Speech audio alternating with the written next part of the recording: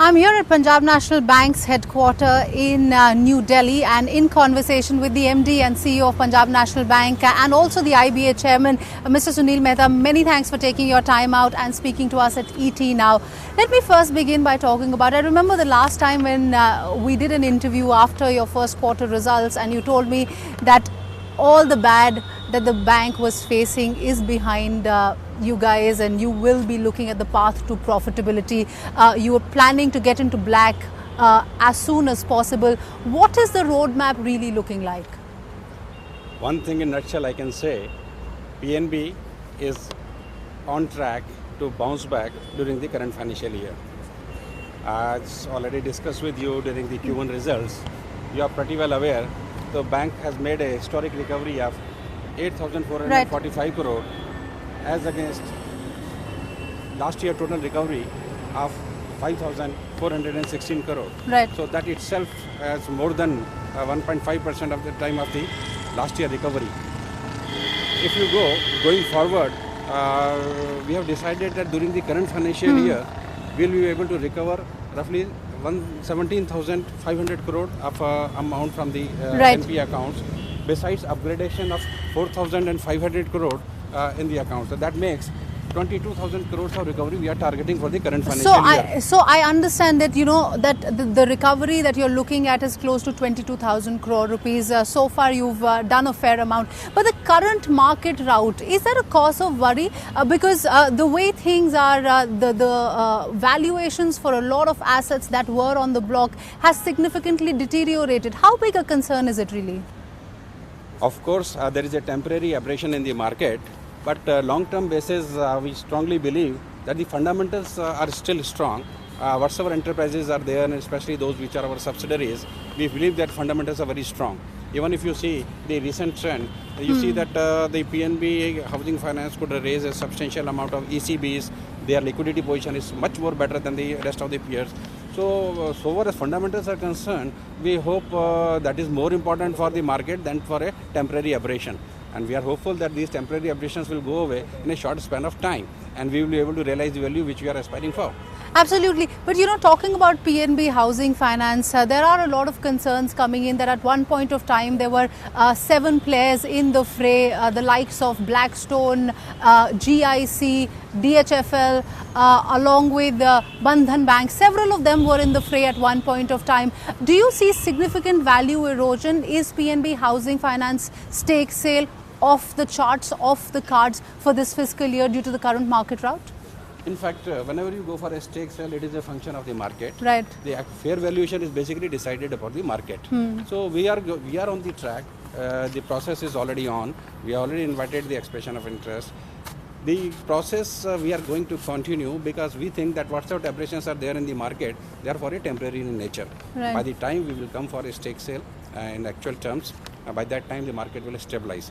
That is our perception about the market, and I hope that the expected values will be able to realize. All right. So can we say that maybe not for the next 2 or 3 months, right? Maybe this time can be used for doing the due diligence, but over the next couple of months, maybe 6 months, PNB Housing Finance stake sale is very much on cards. You were also telling me how a lot of important players are in the fray. So talk to us about that. Yes, of course, there are a lot of important players who have shown interest in it, and they are not going for a basic temporary market phase. They are long-term investors. They are going to acquire the entire stake of the company. So anybody who wants to acquire the entire stake of the company will be looking at the long-term profitability and the fundamentals of the company, and that still stays very strong. So we are hopeful that we will be able to get a good realization from this stage. I will talk about the housing finance space because that is the talk of the town. The NBFC space is the talk of the town at this point of time. But you were also talking about the other assets that were on the block, the likes of PNB MetLife, where the bank is looking to retain their controlling stake. So what is the roadmap for the stake sale in PNB MetLife? If you can talk to us about that. Actually, let me tell you straightforward that in fact of PNB MetLife, we are not going for a stake sale. It is basically a process of price discovery of our equity because we hold 30% and we are going to dilute only 4% of it. That 4% is basically to facilitate other investors to realize their values. Right. And for us, it's a price discovery. We are not looking for it as a stake sale because we think there is a great value in the enterprise which we will hold for a longer time. So in terms of the money that you're planning to raise, have you done your due diligence as to where things stand from here on for PNB MetLife? I think we are on the track, and the actual realizations will totally depend upon the market conditions. In terms of timeline, what are we In looking? timeline, we are planning to go ahead our project during the current financial year itself. Okay, so PNB MetLife as well as PNB Housing Finance We Stake are on Sale the both track. are We are on the very track, much and, on track. We can have, we'll continue our efforts during the current financial year. You know, you were also looking to hive off a lot of non-core assets. Case in point being the building at Bikaji Kama Place, which was the old headquarter of Punjab National Bank. And there were a lot of talks that maybe some of the PSUs could be looking at showing interest, picking up that building. Has anything worked on that front? Obviously, we are already in negotiations with the 2 or 3 important government departments. The things are on move, and we are hopeful that everything will be concluded during this financial year. So, you know, the target that you were talking about in terms of recovery, in terms of money that you will be able to raise was 22,000 crore rupees. Is there a possibility that you may perhaps surpass that target itself? Obviously, because if you see, even the first half, we have roughly done more than 13,000 crore of recovery during the first half. Right. So that gives us a good advantage that we'll definitely be able to surpass our target of 22,000 crore. Right. Despite the current market rout? Yes, the current market is basically a turmoil into the equity market. But so far as we are concerned, we are more interested in monetizing the money locked up into our impaired assets, and that is basically NPLs. So all these NPLs, the processes are going on. Our recovery, the whatsoever schemes we have implemented for the bank, and especially the special 25 crore OTS scheme which we have launched, is giving us very good responses. Among those responses, our retail recovery is coming very fast. And with the passage of time, maybe if the NCLT resolutions also come up, and which we are expecting, maybe they may come up in the Q3, that will really give a boost to our recovery. So what is the number that you're looking at for retail recovery? Where do things stack up there? So retail recovery, if you take out the impact of NCLT recoveries during the Q1 and Q2 both, so we have done a retail recovery of roughly 10,000 crore. Wow. So total recovery after 13,000 crore, the contribution from NCLT was roughly 3,200 crore. Right. Rest of the thing is the retail recovery. I will talk about some of those cases that are stuck at the NCLT, but let me talk about the capital needs. Do you think the kind of money that the bank is looking to recover so far will be adequate in terms of the capitalization needs? You've already, the government has supported and given about 7,000 crore rupees. Where from here? Where do you see the capital needs from, for this fiscal year? Ruchi, you will appreciate that government is really supporting us in a very nice way. This is the second largest public sector bank. Absolutely. And we are systematically important for the country. And government is really supporting us in that way. The first dose of 2,817 crore was infused during this current quarter. Then second dose 5,431 crore has again been come to us. So that means roughly 8,247 crore is already with us. Will you seek more capital from the government? I don't think so. I think we will be able to mobilize the balance resources from our internal accruals. So what is the balance resources that you're looking at? Maybe we are able to, one of the monetization of the non-core assets, the speedier recovery. Yeah. The way you must have seen that the resolutions in steel assets are coming at a very good valuation. Yeah. Maybe in some of the cases we may realize 100% of our outstanding exposure. So if we realize 100% of our outstanding exposure, we already have a provision of 50%. The 50% will be returned back into our profitability. That is one of the way of internal accrual. And whatsoever other little recoveries we are doing, so our realizations are good. In that context, I can say there will be a lot of good inflow from NPL recoveries during the So steel sector is the one sector that you're betting big on. Any other sectors? And maybe because out of the 26 cases that are in the NCLT, you have exposure to almost 20 of those cases. Is the entire NCLT process a little slow for your comfort, because the kind of issues that the bank was dealing with in the past 2-3 quarters ago? How are things stacking up on the NCLT front, especially how, now especially in the SR steel case, again we are seeing a 4-corner fight with all the players in the fray.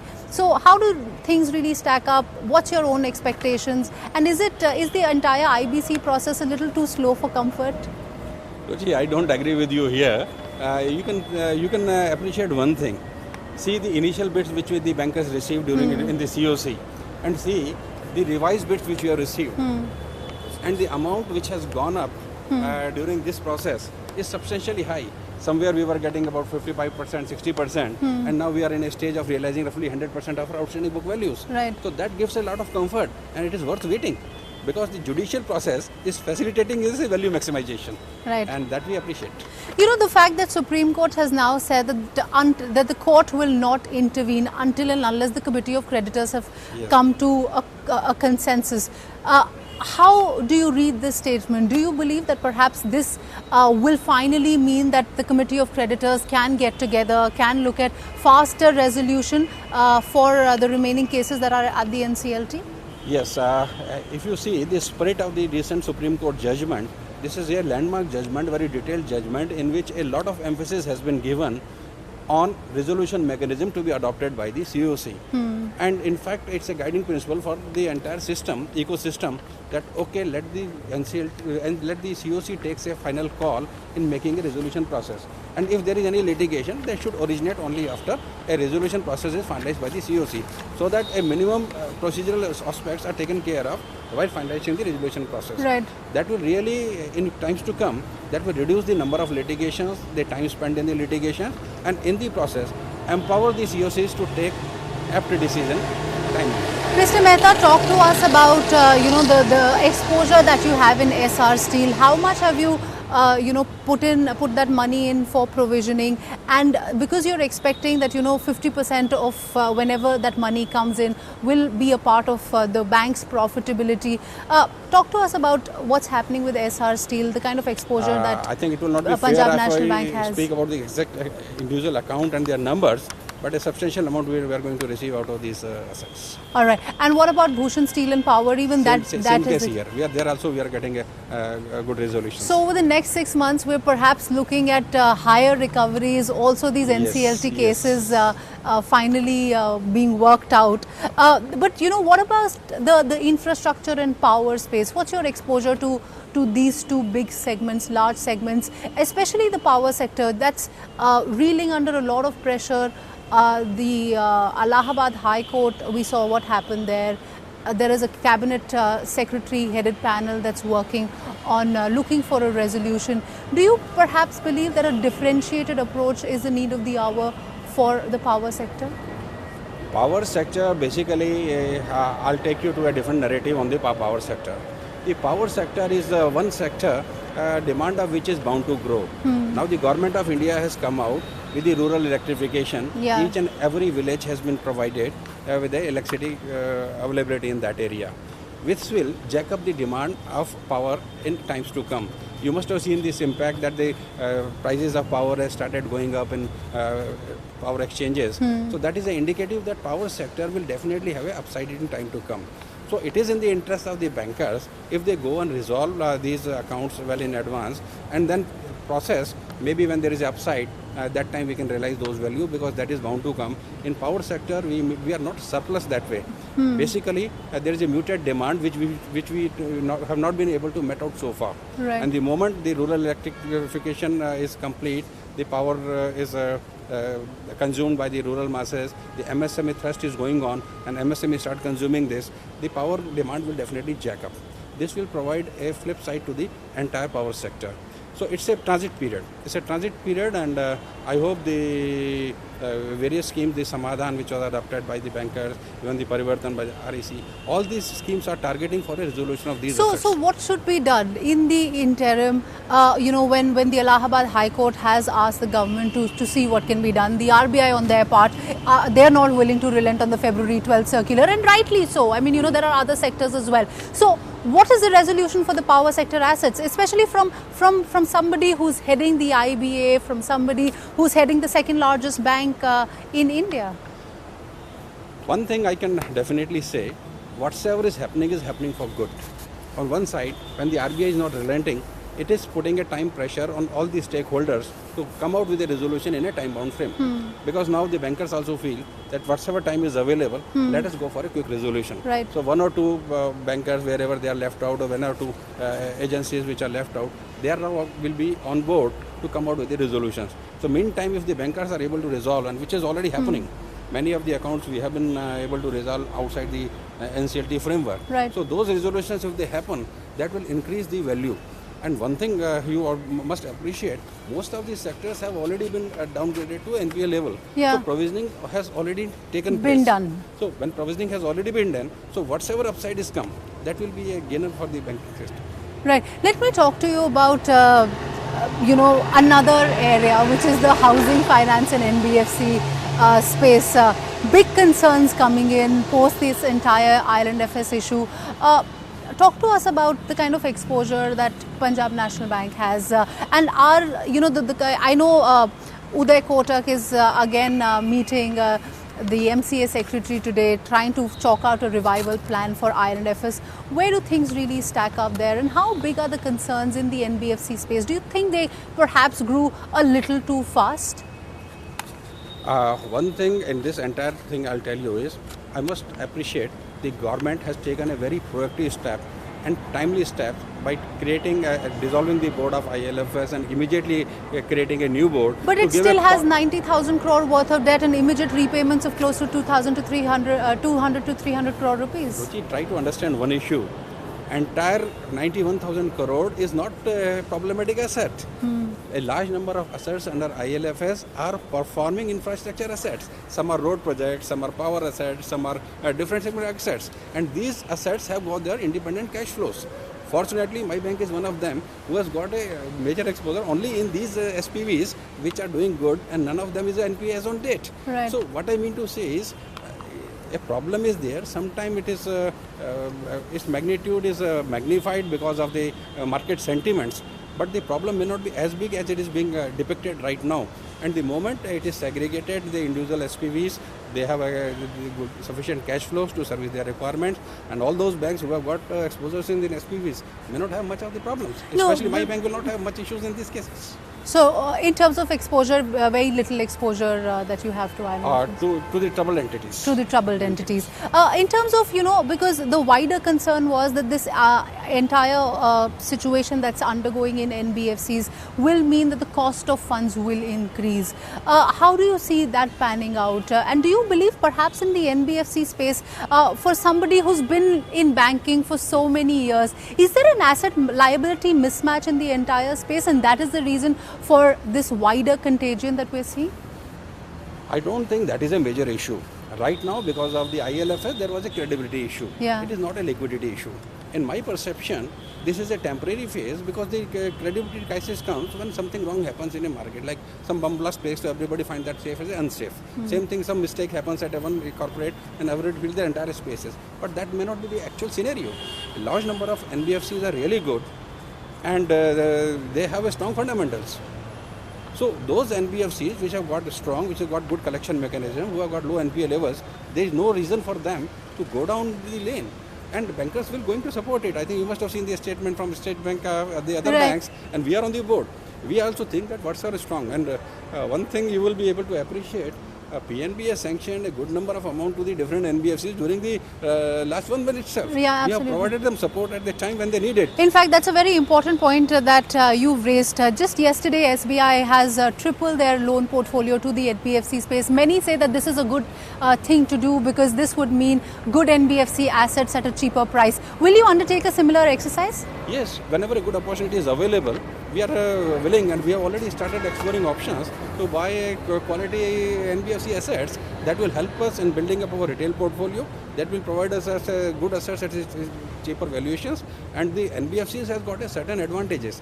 They have got a stronger collection teams. Yeah. So their collection mechanism, there is a synergy. Yeah. Synergy is all public sector banks have got access to lower cost of funds. So our cost of fund is lower, whereas NBFCs, maybe because of their lower cost of operation, their collection mechanisms are stronger. So if we develop the synergy between the two, it can be a win-win situation for the entire financial system. So in terms of number, what are we looking at? And, see, just to add on, you must have seen that even RBI has now come out with a new set of guidelines. Yeah. They permit co-origination model with NBFCs and the banks to combine the advantage of these two sectors. So these two sectors, when they combine together, they become a synergy for each other, can definitely bring back the entire financial system into track. Yeah. In terms of numbers, what are we looking at? In terms of numbers, portfolio purchase will depend upon the type of asset we are looking, but we are open to roughly 5 to 6,000 crore of. So where was this number earlier? Yes, even during last year itself, we have purchased roughly 2,000 crore of this. So from 2,000 to about 6,000 crores. So almost a 3 times increase we could see from Punjab National Bank as well for purchase of the NBFC assets. That's a headline for sure for all of us. But we're at a time when the RBI, after this entire Island FS crisis broke out, they did say that perhaps stringent regulations are the need of the hour. I do understand how you've explained that they have very strong teams that are looking at getting the monies back and all. But stringent regulations, do you believe that that is important, or do you believe that will just stifle the NBFCs? No, one thing, I'm totally for the regulations because regulation is always good. It is the strength of our Indian regulator, like RBI is a strong regulator. So we did not face the crisis in 2008, and even now, when the entire world economy is under trouble, our regulator is acting very nicely so that the alarm is raised even before the crisis happened. And that gives us an advantage of taking a preventive steps, and prevention is always better than cure. So in a way, improvement, right now the NBFCs were having a lighter regulation. So improvement in the regulation is a win-win situation that will improve the more credibility of the institutions, and all the NBFCs cannot be painted with the same brush. Many of them are literally very good. Their business models, their profitabilities, their things are very good. So they can continue to grow. In fact, that's something that even Ajay Piramal told us yesterday when we interviewed him, that you cannot paint all NBFCs with the same brush. But let me shift focus from the NBFC space to what's happening within Punjab National Bank. And we were talking about how the entire Nirav Modi issue has been put behind. The bank will now focus on profitability. In terms of slippages, what's the outlook for the second half of the fiscal? The first half of the fiscal, we saw about 6,000 to 7,000 crore rupees. Where do things stack up now? Right now, since our results are yet to be declared, I may not be able to share any numbers with you, but I can definitely tell you that my slippages number will be much lower than the first quarter. Yeah, do you actually see things improving on ground? The recovery is happening because of the kind of movement we are seeing in the economy? There are 3 factors which are contributing into it. One thing is increased focus of our bank in particular, and all the banks in general, on monitoring of the assets and the recovery. There was a manthan in which all the bankers put their head together and found out what should we do. And in that manthan, then one of the concepts that came was a stress asset management vertical. So now our bank has also created a special stress asset management vertical. That vertical we are now headed by 3 general managers. They are looking after the different aspects of it. One is looking after NCLT cases and all that. If you are looking to preventive slippages and all that. One is looking after the recovery aspect of it. So these 3 general manager team now has been given a support of roughly 3,000 crore of officers, which we have drawn from our operations. So this team is going to help us in improving the recovery, and results are already visible. Our retail recoveries are on track and are rather improving with the passage of time. This was created somewhere in May and June, and now the results will be multiplied. What about deposit growth? Are you seeing yes, deposit improvement growth is because that's a number I can still share with you. We have grown by 9.6% in our domestic deposits, and for that matter, even my credit has grown by 13.8%, which is better than the industry. So my growth numbers in terms of deposit, my growth number in terms of my credit, domestic credit, my numbers in terms of my recoveries is totally establishes that PNB is on track for bounce back during the current financial year. Absolutely, that's a very positive thing, and I'm sure all investors will be cheering that move. But the other thing, we have seen how the RBI this time went ahead with status quo. They did not raise interests. But having said that, the way the entire global economy is moving forward, the trajectory is only upwards from here. What does it mean for Punjab National Bank's customers? One thing, the RBI has taken a very prudent step, and we have appreciated when the multiples announced, because right now there is no reason for just a inflated market sentiments, because inflation maybe because of the petroleum product there is only one factor. Right. But rest of the factor, our growth, domestic production is going up, our numbers are intact. The way inflation, that is also within the expected timeline. So RBI has shown its confidence in the economic strength of the country. Absolutely. And that gives a lot of comfort to all the banking sector, as including our bank, that yes, there may be small aberrations during a current turmoil time, but that is not a long-term vision of the industry. In times to come, the things is going to stabilize, and that will help us to do activities. But do you see a rise in cost of funds and yields as well because of the RBI stance? Actually, rise in cost of fund and yield has already happened before this monetary policy itself. Now there is no reason for going forward. As you know, even the G-Sec rates have stabilized because now government has reduced its borrowing program by 70,000 crore. So that is one important filler that has come, that yes, government is on track on fiscal deposits and fiscal deficit, and government is not going for a major borrowing program. So all these things will put a check on the inflationary pressure. But it hasn't really happened, so to say, because you see the rupee falling by the day, the sentiment is really nervous. And secondly, the government has come out with a scheme for a reduction in the prices of the petroleum product by roughly 5 rupees, 2.5 by the center and 2.5 by the state government. So all these things will put in place the mechanism to put a check on the inflation. And based on these analysis, I think RBI has taken a muted stand for increase in the inflation, and this will really help. You know, let me ask you one last thing, and because you don the hat of the IBA chairman as well, in your tenure, what are the kind of things that that we can look at in terms of changes? I know wage settlement talks are a big issue that you will have to handle in your tenure. Where are things looking? I think we have taken a review of this in our last committee meeting, and we are on track of it. We would like to resolve all these issues at the earliest possible opportunity, so that no speculations in the market. The employees also feel that yes, their interests are being taken care of. And on the other aspect, the recent developments, the under Sashakt scheme, various intercreditor agreements have been created. Now we are creating rules and procedures for that. All these things will help in a better collaboration and coordination among the banking fraternity. Right. And this will definitely facilitate, it will be a win-win situation for the entire banking system, it may be a private sector bank, public sector bank, or cooperative banks, to have a coordinated approach for dealing with the single assets. The time gap between taking decisions from the lender bank to the other bank will reduce. The compliance and the discipline on the part of the bankers will go up. And the moment we organize the specialized agencies for monitoring of the assets, that will help us in improving the assets. So are we looking at a more coordinated approach from the IBA side? That is the need of the hour, and bankers are now geared up for it. All right, on that note, many thanks for taking your time out and speaking to us at ET. Thank you, Ruchi. Thank you, sir. It's a nice interacting with you. It was a pleasure interacting with you too, sir. Thank you.